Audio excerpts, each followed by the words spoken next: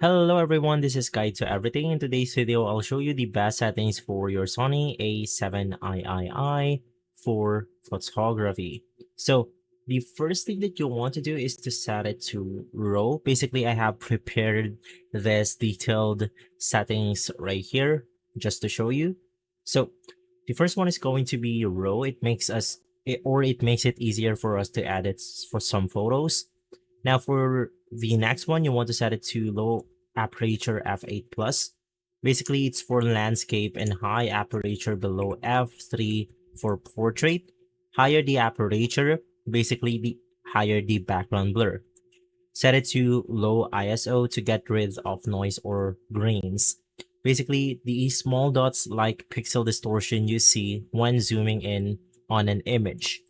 You want to brighten the image with stutter speed and aperture, so you want to use your ISO only as a last resort. You want to single autofocus or for the AFS for still subject like building. Basically, it's good for landscape photography.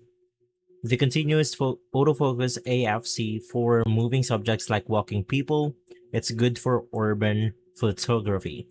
The wide focusing for landscape and zone focusing for portrait or vice versa. You want to try it for yourself and stick with the focus mode that suits you best. And then we have the eye detection AF turned on for portrait. Basically, you can see or you can set IAF to custom button for ease of access if you take a lot of portraits.